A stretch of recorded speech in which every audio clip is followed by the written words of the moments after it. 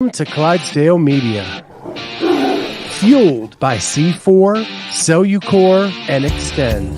Use the code Clydesdale to get 20% off at checkout at c4energy.com. On Clydesdale Media, where we bring you the widest array of content here on our YouTube channel. Make sure you like and subscribe to the channel. Hit that notifier so you're the first to know when new episodes are available.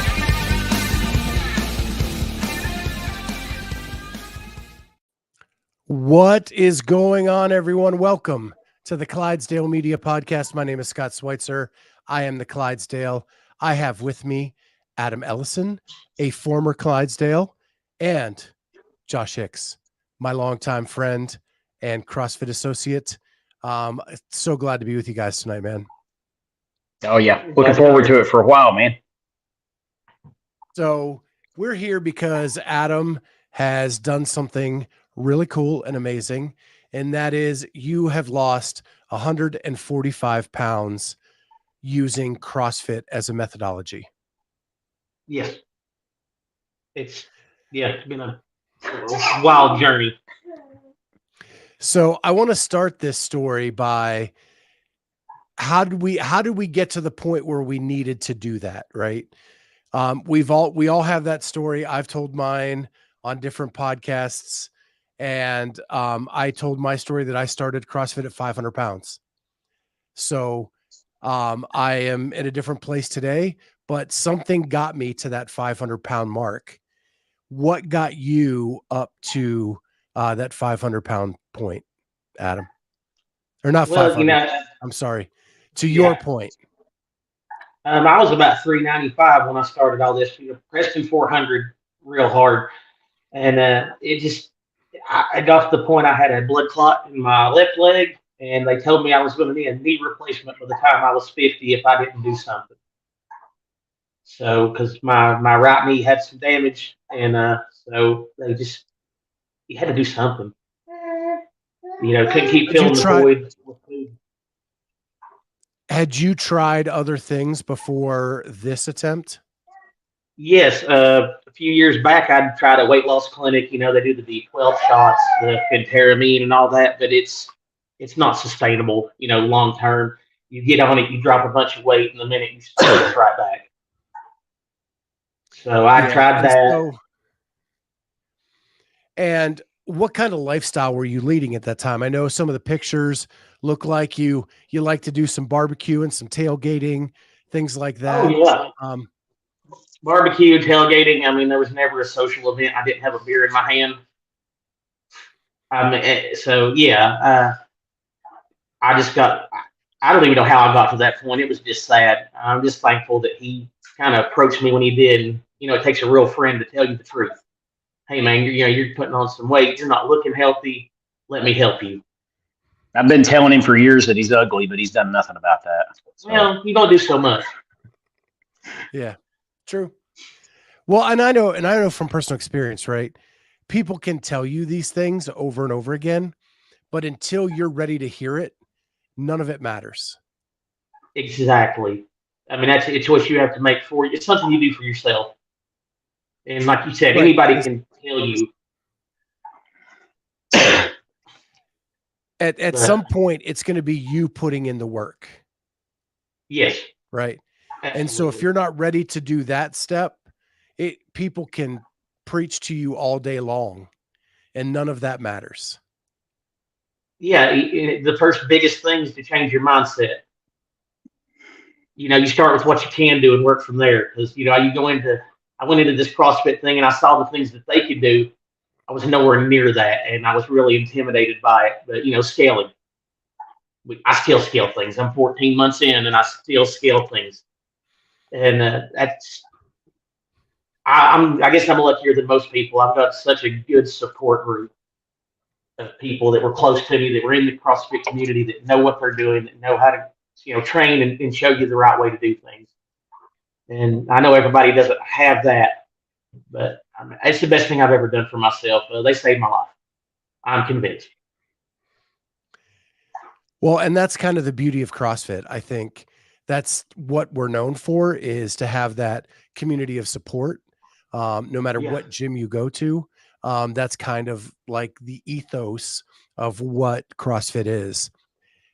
I want to ask you, how did the two of you know each other before this journey came about? You want to start that or? Go ahead. You can fire this one up. That's fine. Well, we met in high school. We've known each other since I think I was 16 and you were 18. Yeah. Something like About that. 22 years. Yeah, it's been a while, and we've always been really close. We actually share a tattoo together. It's on this ring finger, but when we broke up, no, I'm just playing. But yeah, we have always been close, lived close together, just always hung out. And I think the start to this entire journey for him, it's a couple of years ago. I did own an affiliate, and he came down and supported me. He's my bro. Came down, supported me, joined the gym, got a little into CrossFit there, 2-3 days a week. And then, I kind of fan off to 1 or 2 days. And then we're hitting a Saturday class. And then it's been a couple of weeks. And it just kind of fades off after a while. And so I think this time around, I'd stop by as normal. I think it was around Christmas. Yeah. Right around Christmas, I swung in just to kind of do our normal chill and talk. And he seemed more down than normal. And from the perspective of somebody who has made fitness a lifestyle, and you have somebody that you care about like this that doesn't see the benefit of it right out of the gate, it's kind of heartbreaking to not be able to make them see the way you see it. So I just said, hey, I don't have the gym anymore, but we've put together a pretty incredible home gym / local gym. We don't really do memberships or anything, but me and him and a couple other buddies go down there and work out. I said, we're going down there 3, 4, 5 days a week. So why don't you come down and work out with us? And that conversation I've probably had with you 30 times throughout the years that we've known each other. And this time, the facial expression, the demeanor, yeah, I think I'll do that. And he did. Showed up down there. Now, we had a different approach to it this time. I think one of the primary things I changed this time, which he would probably agree with me, was, the question, hey, I'm going to work out 5 days a week. I'll try to hit it on Saturday. When are we going to change my diet regimen? When are we going to go over macros? And I said, whoa, we're going to pump the brakes. What we're going to do this time around is I want you to try and make it 3 days a week. So I've known you a long time, Josh. I know I've got to pump your brakes too, because you like to talk. Yep. I have a quick question for Adam before we get into the details of that.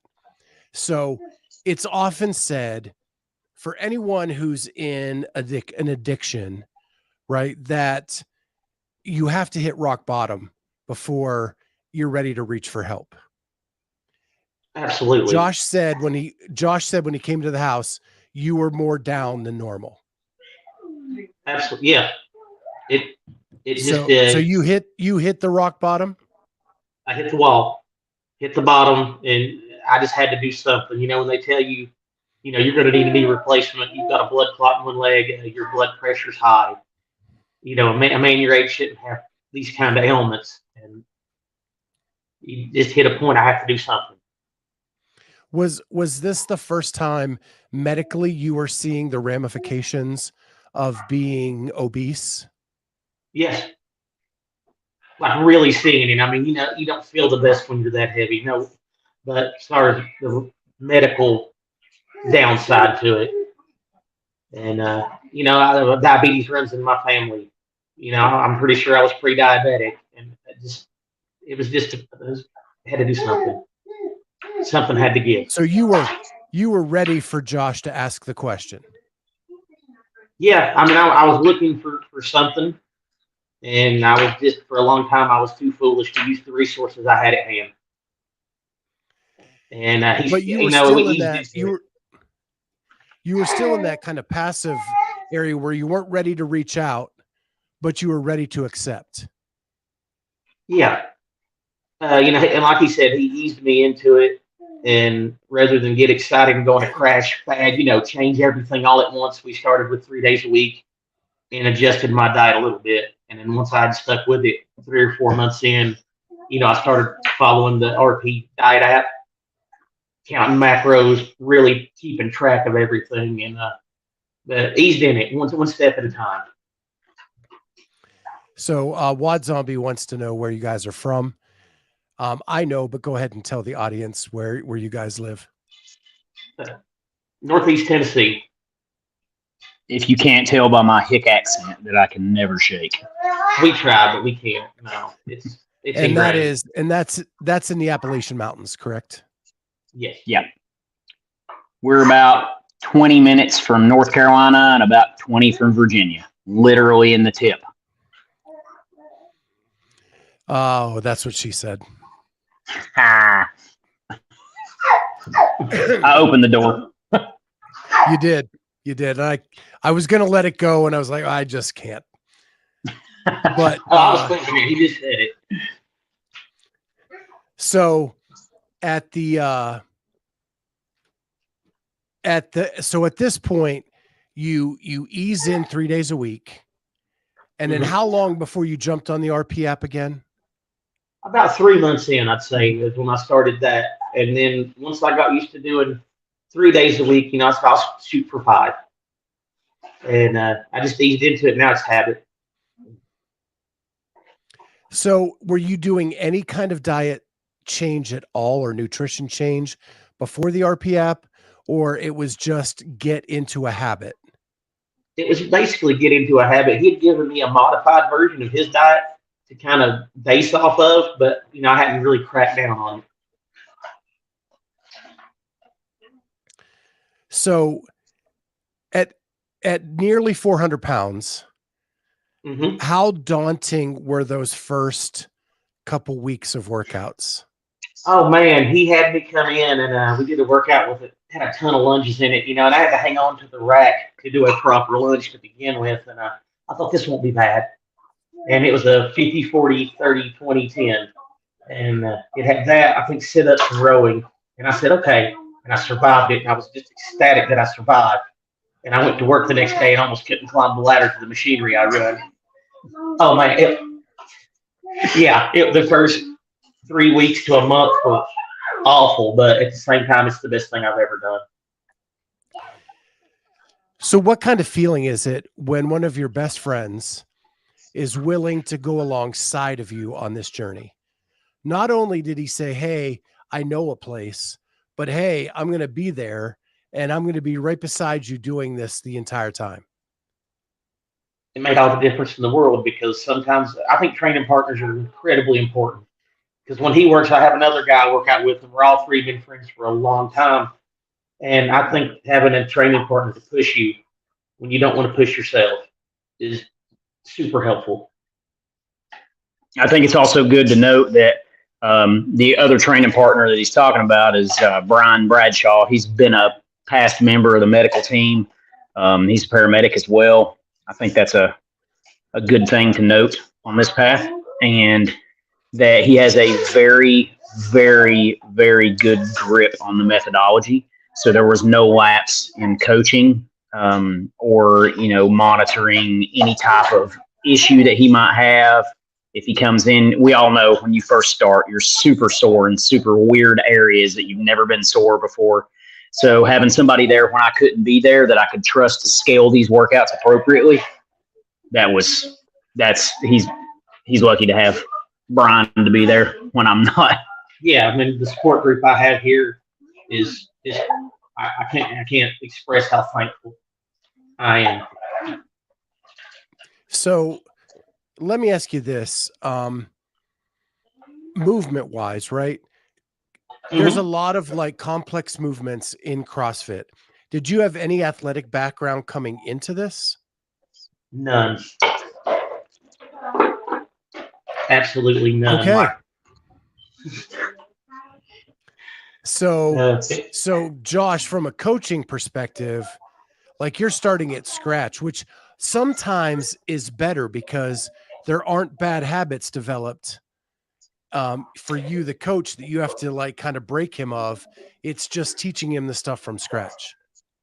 Yeah, that portion of it is super handy in terms of being a coach. You know, you've got this blank slate to work with. There were faults. We still work on a few. I have quite a few of my own. You know, the number one thing is, over the years, especially not having an athletic background of any kind, I know some of the stupid stuff that we've done growing up because I was there. I have a little bit of an athletic background, so my flexibility and some of my injuries are not like his. But you know, it was things that knowing some of that background kind of helped me as well. And primarily, a lot of it has to do with movement and flexibility of like joint angles. You know, that's a huge thing, and you don't realize. I don't believe a lot of people realize that over time, 10, 15 years, you limit your mobility by trying to compensate for your shortcomings in other areas. So been working very, very diligently on his squats, and they have come miles and miles and miles since we started. Yeah. For me, it's always been my upper body mobility, not my lower body. I can get into squats. My ankle mobility is awesome. But you get above the waist, man. Front rack has been my Achilles heel since I started. And not until I hurt my back and I couldn't do much else did I work on that mobility finally. And now I can actually hold a bar in the front rack and it touches my collarbone. And that's a huge thing for me. Oh, that's a huge thing for a lot of people. And I can sing his praises on this. That is one of the, when we were working on cleans, a lot of these Olympic lifts, we start from the hang. I don't want him pulling from the ground. It's a little more complex pulling there. But from the hang position, he did it. Man, it might have just been 65 pounds. Might have just been the bar. I don't know. But usually bigger guys, yeah, they're a little stiff. So, you know, they get in that position and they're holding the bar off of their collar because they don't flex. I do that a little. Nope. Best front rack position I've ever seen. Just like the first time he touched the bar, and I almost kicked him out the door and said, yeah, I'm done with you. But I didn't. We stuck it out. I'm still a little jealous, but, you know, it's all right. So let's walk through this journey a little bit. So you go 3 months before you really get a formalized nutrition plan. Mm-hmm. What was the weight loss like initially? In the first 3 months, I think I dropped maybe 20 pounds. It wasn't huge, but once I got my diet under control, it really amped it up. At one point, I was averaging like, I think around 13 pounds a month. Wow. Well, that's losing some weight, man. And you've been at this for 14 months. Give or take, yeah. And you've lost 145 pounds. So you're still over 10 pounds a month average all the way through this. Mm-hmm. So when you first started, you had blood clots, possible knee replacement. How do your joints feel today? So much better. So much better. I was just amazed at the mobility I gained back. You don't realize how much the extra weight cripples your mobility until you start gaining it back. My balance, everything. I mean, overall, it's just been the best thing I've ever done for myself. Like for me, I just remember like even today, like tying my shoes just by bending over to tie my shoes, like that's massive. Usually I had to like get in position, crank my leg up in the air, you know, hope and pray that I can hold my breath long enough to grab onto the shoestrings, you know. If I remember right, I think me and him had this exact conversation. I was like, you know, it's a little thing, but I got up this morning and tied my shoes. And like you said, I didn't have to wrench my foot into position and double over and pray I could breathe long enough to get the laces tied. Yeah. Yep. Yeah. It's those little things that like, that make all the difference in the world. People think like, oh, you can go running now, or you can do, sure, I can do that. But man, the fact that I can get up out of a chair without hurting, the fact that I can like reach down and tie my shoes with nothing, Like all those little things are so huge. Yeah, I mean, during the games, I think it was the 23-2, I did a full squat with a front rack with like 110 pounds, not a ton of weight, but just the fact that I went into a full squat underweight was huge. So let's talk about that. You actually participated in your first open, which just concluded this week. You went in, and let's talk about the cool story first, right? You're going into the open and you have an old pair of shoes. Yeah. And man, Tier Sports sent me a pair of cross trainers that are absolutely amazing. He sent me a text one day. He said, "Hey, what's your address?" And I didn't know what it was about. And apparently they shared my stories. And on my porch, a couple of days later, was a brand new pair of, I think it's the CXT. Yep. Is that the right ones? Yeah. And yeah, there's the amount of support I saw, and that shows you what the CrossFit community is. Even, the companies, the community itself. I've just never seen a more supportive community. Yeah, we were. I was working I think it was Wadapalooza. Yeah, Wadapalooza, and I met a couple of the guys from Tier, and Adam had texted me or something, and they saw I regularly on my phone. I've changed his profile picture, and it shows his weight loss, just to kind of keep me motivated as well to make sure I'm staying on him, which I don't really have to do anymore. It's pretty much a lifestyle, but they saw that picture and they were asking me about him. And I kind of gave them the rundown on him and everything that he had been doing, and all the work he put in. And I made a complaint about the shoes that he'd been using. I was like, yeah, now if we can just get him a pair of shoes. And when you're talking to somebody and you just kind of forget who you're talking to. And Mike with Tier Sports, he said, "Let me get your email address and I'll see what I can do."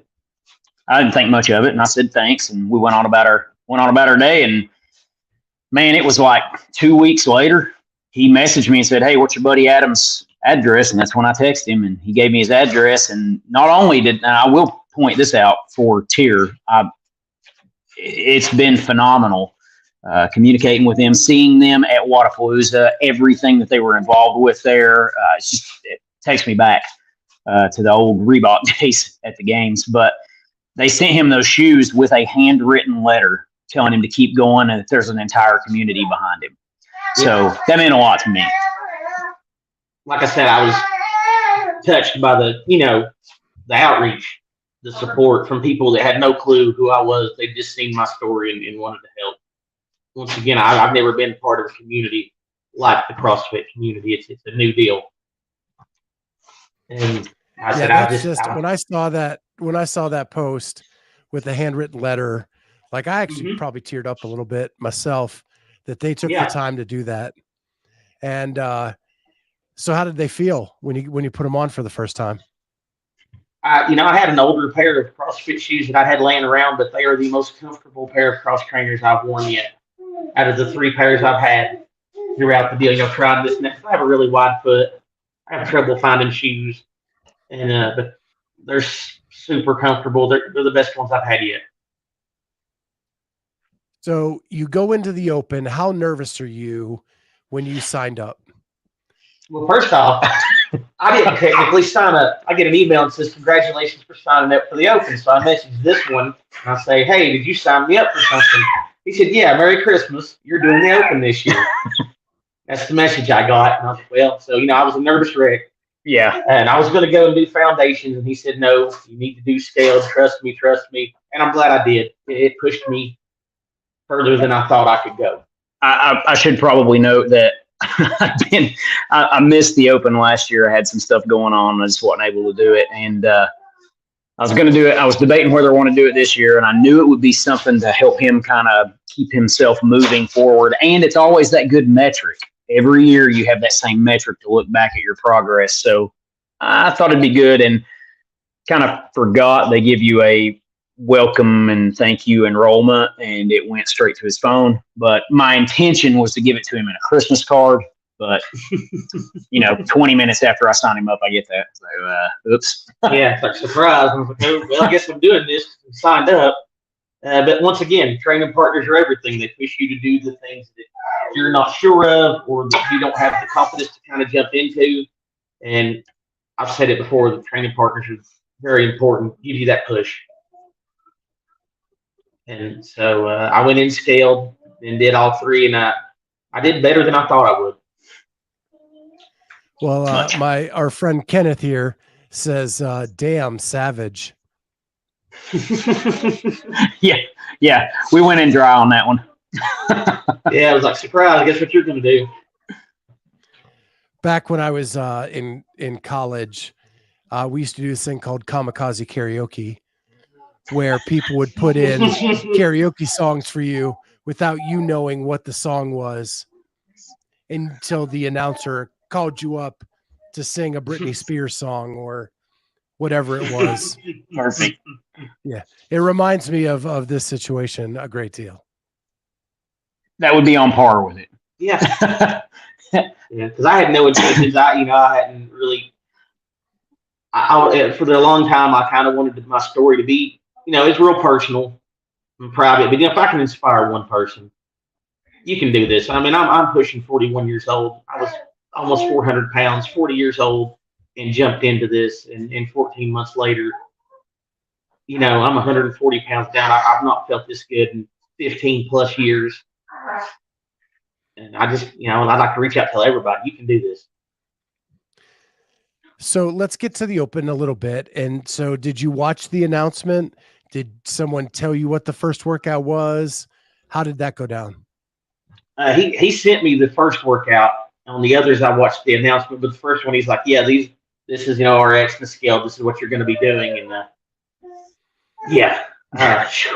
it was rough. It made me push myself harder than I thought I could. But it was a great deal. And like he said, it'd be a good deal next year to see, as you said, you improved this year. Let me see where I'm at. What was the most intimidating movement during the Open for you? And how are you going to attack it this off season? The wall walk. The wall walk and the 23-3. I did it, but I barely did it. I think I got 6 of them in during the last run of it. And that's something I'm really going to start having to work on my upper body strength. Because I can walk up, but I have trouble, letting one hand go and pushing still 250 pounds, me walking backwards on them. I struggle. So we're going to definitely work on some upper body. Nice. So what was the most fun movement you got to do during the Open? For me, at the end of 20, I think it's 23-1, the power cleans at the end. That's where I did the best. That front rack position, man. Yeah, that's the one thing I have that I'm decent with. And I suffered through, once I made it, I didn't think I was going to make it through the wall balls. And I did. And I'm like, okay, my time to shine. If I'm going to tack on any of my score, this is where it's going to be. And that was probably the best movement. Yeah. So, so then you watch the announcements. Have you become a fan of the sport at all through your journey? I'm just now starting to really get more into that, learning more about the athletes. I there for a while I wasn't. I made it, a very personal journey, but I think it's, time to branch out, and it's just incredibly impressive what you see these games athletes do. I was like, man, that's insane. And the sheer athleticism in it is impressive. Super impressive. So any thoughts of ever volunteering for any of these things? That guy beside you and I, that's how we met way back in the day. Yeah, we've talked about that quite a bit when my schedule opened up a little bit more later this year. To me, actually trying to go with him, work some of the events. Yeah, we're looking probably most definitely Wadapalooza next year.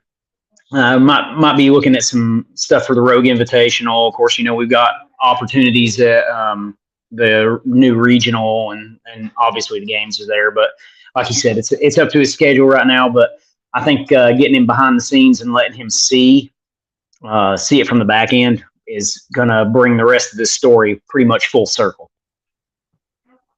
So, Josh, as a coach, as a brother, as a best friend, what has this journey been like for you?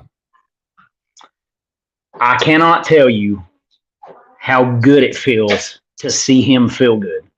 I've known him for a very long time, and I have seen him and watched him feel terrible for a lot of that time.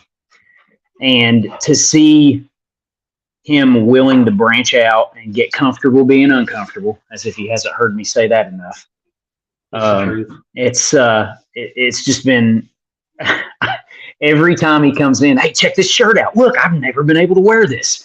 And hey, I've got to buy another shirt now. No, I have no clothes. Hey, I didn't lose a whole lot of weight this past 2 weeks, but I dropped 3 pants sizes.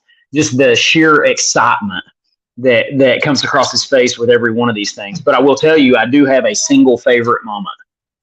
My single favorite moment, we were at the gym, and he was going to do, it's like, we're supposed to be knees to elbow. And he usually does like hanging knee raises or jumping knee raises, really. And I just, not for any other reason than just, hey, you should try to hang from that bar. And he clearly looked at me and said, yeah, I don't think I'm there yet, and took his feet off the ground and was hanging. And the sheer wide-eyed, I am holding my weight off the ground on this bar. Like it was almost like he didn't want to put his feet down. And he hung there for probably like 15 or 20 seconds, set his feet down, and he said, oh, well, that's new. And it was, that's my single favorite moment in all of this. Just that face. Is worth it all. Yeah. What was that? 2 or 3 weeks before the Open? Yeah. And I just got to where I can hang. Yep.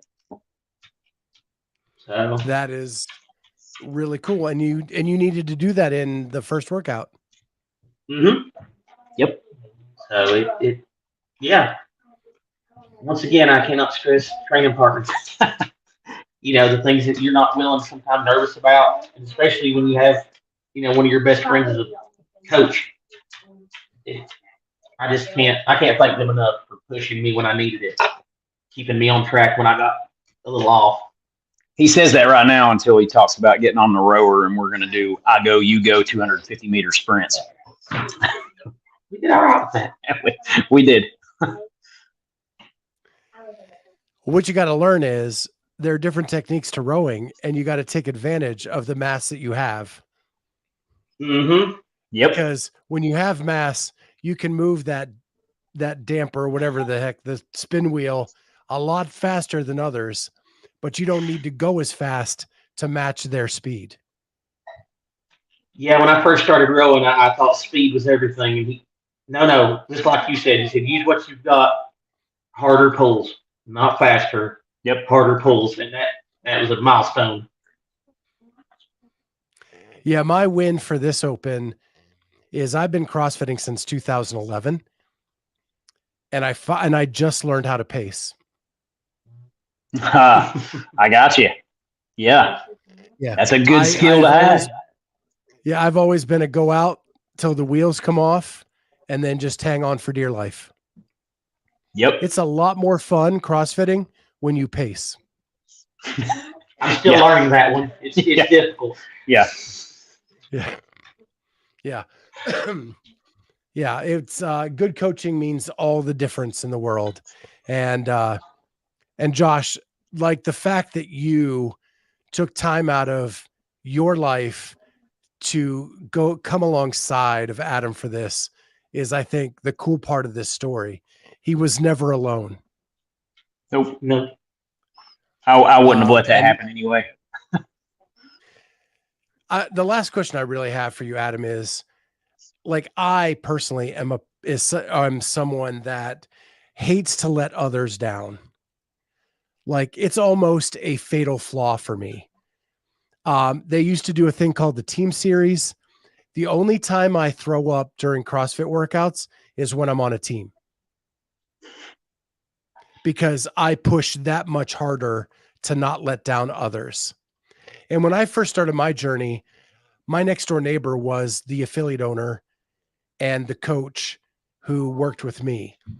And it made all the difference in the world knowing he could look out his window and see the pizza delivery truck. Yeah. You know what I mean? And he was there to know, like, if I didn't go to the gym and so the part of the aspect for me was not letting him down. And that's what got me into the habit that then I could sustain on my own. Did that happen with you and Josh? Yeah, me and Josh and Brian as well. So when his schedule was very hectic. So when he wasn't there, we've got a group chat and probably you hear Brian or him. Where are you? In the beginning, where are you at? We're going to be down there today. You need to come on. And until, like you said, until it became habit. And now if I miss more than 2 days, I feel like I'm absolutely wasting my time. So, I end up having to go. I feel like something's just off if I miss more than 2. Yeah. And again, like I said at the top, you're the one that has to put in the work, but it doesn't mean that you can't have people lifting you up while that's going on. Right. It's really taught me accountability. Like you said, I can go have the slice of pizza, but if I bomb a workout, that's on me. Accountability, and admitting that you have a problem. I had a problem with food and portion control and alcohol, all that. I had a problem with all of it. And it saved me. It's gone now. Yeah, the dopamine that I guess I get every day from my workouts, that feeling after you get one in, and it's the best feeling ever. Well, and I became so addicted to improvement in the gym. Like I used to drink a lot of alcohol and I used to eat a lot on a Friday night. And once I became addicted to the process, then instead of all that other stuff, there's no way I'm doing any of that Friday night because I have a Saturday morning class that I don't want to feel like crap in. Yep. I had a couple of drinks one weekend before we worked out, and just no, never again. No, it's a bad thing. Yes, sir.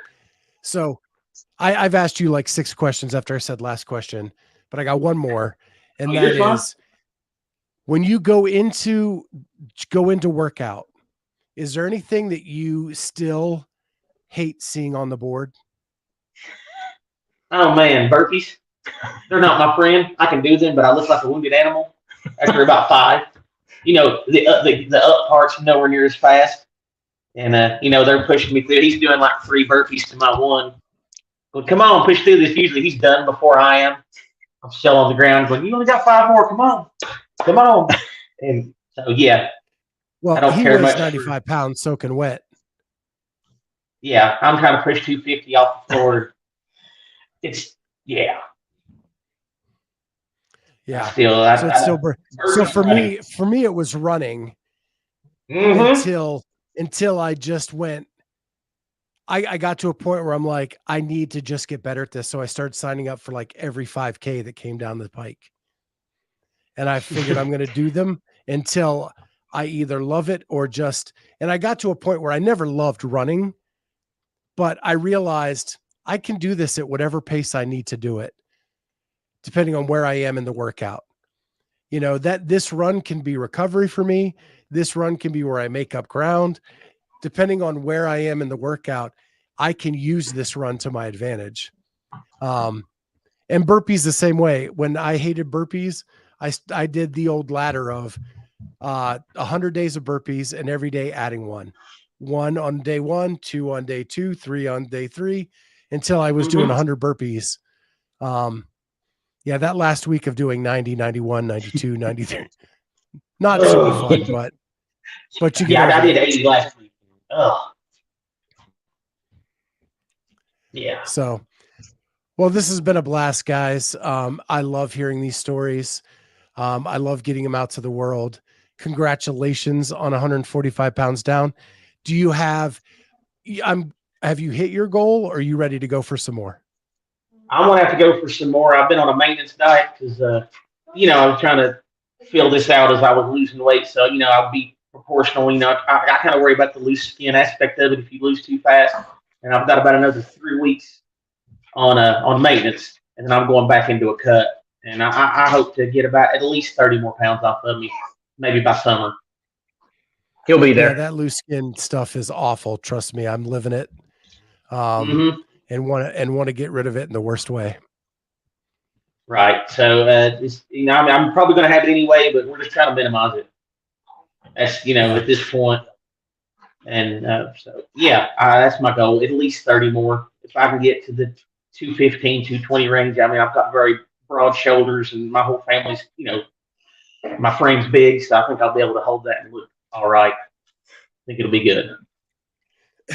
Yeah. If there's anything I can do to help, let me know. I've been down this journey a couple times, and I'm on it with you again, man. Josh, I appreciate that. Great to see you as always. Adam, Always. man, you're a rock star. Thank you. Thanks for having me. Yeah. We appreciate it, man. With that, guys, we will see you next time on the Clydesdale Media Podcast.